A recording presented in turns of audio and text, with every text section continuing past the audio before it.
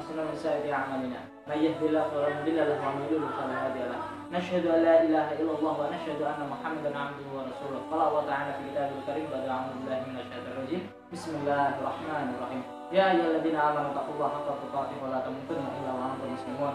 Amma ba'du, langsung saja. Jadi kali ini saya akan mempresentasikan atau sedikit saja mempresentasikan yaitu tentang sejarah kebudayaan Islam atau bisa disingkat dengan SKI. SKI adalah ilmu pengetahuan yang mencakup peristiwa-peristiwa ataupun kejadian-kejadian masa lalu yang berhubungan dengan Islam, baik itu dari awal Islam itu muncul sampai pertumbuhan ataupun perkembangan Islam tersebut. Maka dari sini kita akan mempelajari tentang apa sih pengertian sejarah kebudayaan Islam itu, pembelajaran kebudayaan Islam, dan ruang lingkup apa saja yang mencakup sejarah kebudayaan Islam. Jadi kita harus membahas dari satu per kata, yaitu pembelajaran.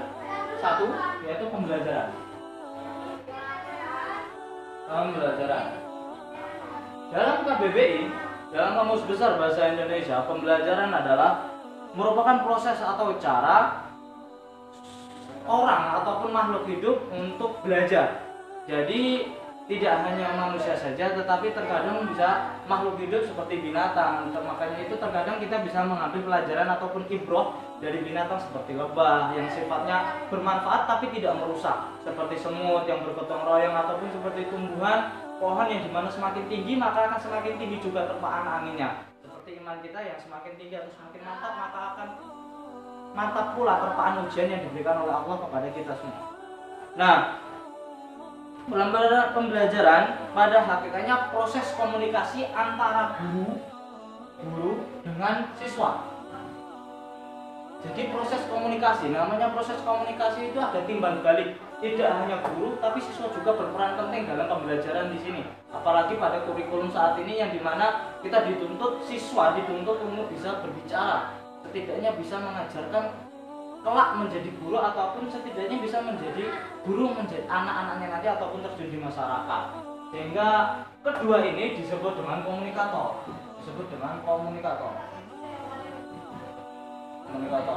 Dan pembelajaran, guru itu tidak semena-mena mengasihkan kepada siswa itu materi-materi yang telah dicetak di kurikulum.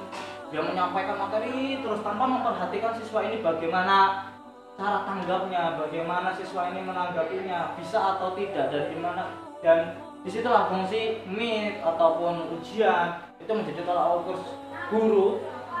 Bagaimana sih siswa ini menanggapi pelajaran ataupun materi yang telah disampaikan, bisa dikatakan berhasil ataupun tidak.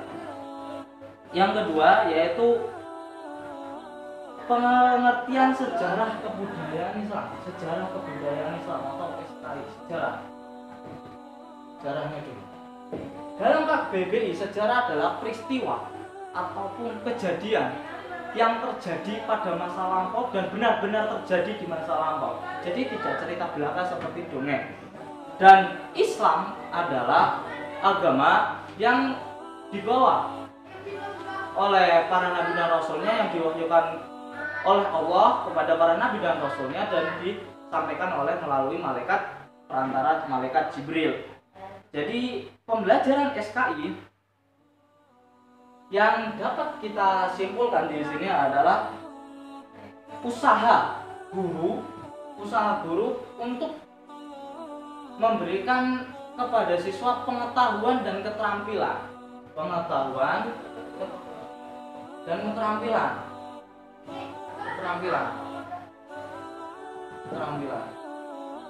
Sehingganya apa tujuannya untuk memberikan pengetahuan dan keterampilan? Sehingganya siswa itu mencontoh tokoh-tokoh yang ada di sejarah kebudayaan Islam tersebut, sehingga mengambil ibroh, yaitu pelajaran apakah bisa diterapkan dan menjadikan motivasi pada siswa tersebut untuk berlaku yang lebih baik dan berakhlak mulia.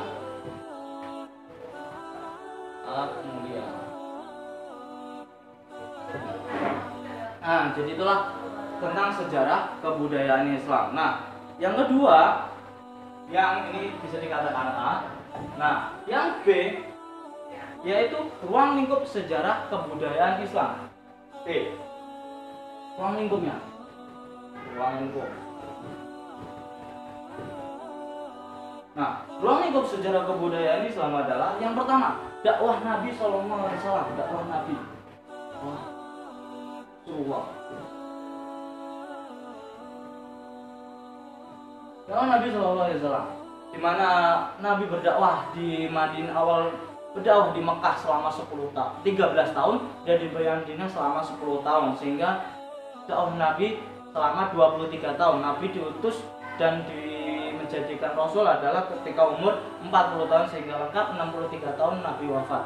Dan di kota Madinah inilah Nabi mendirikan istananya, dan di sanalah Nabi juga wafat atau meninggalkan kita semua di kota Madinah. Yang kedua yaitu dakwah zaman para sahabat atau khulafaur rasyidin.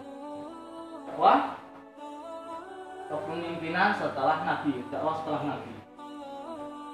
Setelah Nabi atau kepemimpinan setelah Nabi, yaitu khulafaur rasyidin, yaitu pemimpin-pemimpin yang diberi petunjuk seperti Abu Bakar, Umar, Utsman, dan Ali, yang dimana tersebut juga terdapat konflik dan yang nanti akan dibahas secara rinci untuk pemateri selanjutnya. Yang ketiga adalah perkembangan Islam pada periode keemasan. Bisa dikatakan perkembangan Islam, perkembangan ada masa emas, ada masa keemasan, masa emas.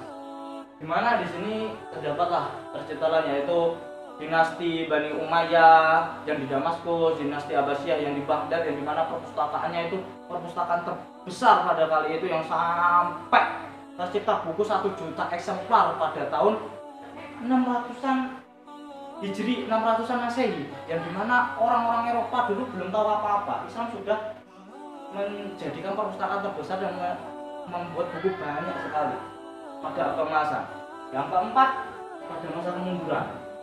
Bisa dikatakan perkembangan masa kemunduran. Dan masa kemunduran, mundur.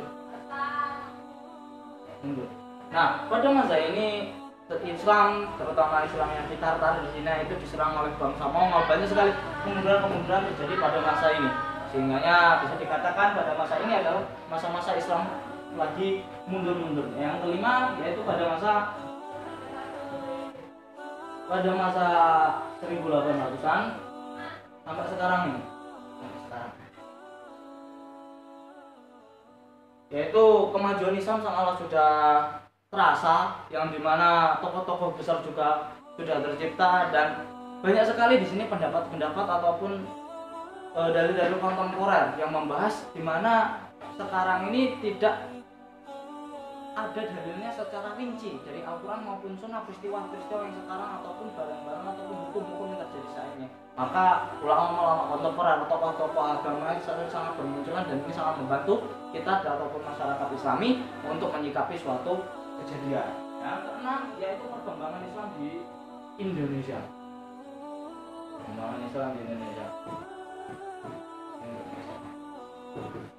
Jadi perkembangan Islam di Indonesia ini banyak sekali, dari awal mula kerajaan-kerajaan Islami, Masjid Demak yang masih tertua ataupun kerajaan Islam yang tertua, yaitu dengan tokoh-tokoh peran Wali Songo dan organisasi masyarakat yang telah tercipta seperti Muhammadiyah, Nahdlatul Ulama, Prasidadi ataupun yang lain sebagainya.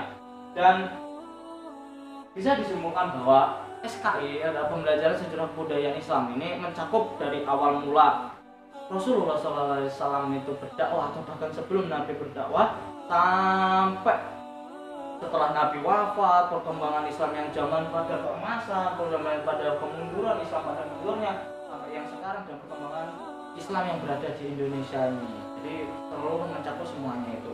Dan sedikit tambahan bahwasanya Islam itu pada masanya akan jaya seperti dulu, sampai pada zaman Rasulullah SAW itu Islam akan berjaya sampai 2/3 dunia, dan Islam itu akan kembali jaya. Kaum kafir itu bisa membakar 1, 2, 3 ataupun satu petak, satu daerah, satu negara bunga mawar, tapi tidak bisa menahan musim semi yang akan datang. Sama. Orang kafir sekarang bisa membunuh 1, 2, 3, 4, bahkan satu daerah, satu negara kaum muslimin, tapi tidak bisa menahan jayanya Islam yang akan datang. Pertanyaan besar satu, yaitu Islam itu akan jaya, dan itu tidak perlu dipertanyakan. Pertanyaannya, Islam jaya dengan atau tanpa kita? Saya Romanuddin Al-Ansari dan rekan tim yang bertugas mengundurkan diri. Kurang lebihnya mohon maaf. Wassalamualaikum warahmatullahi wabarakatuh.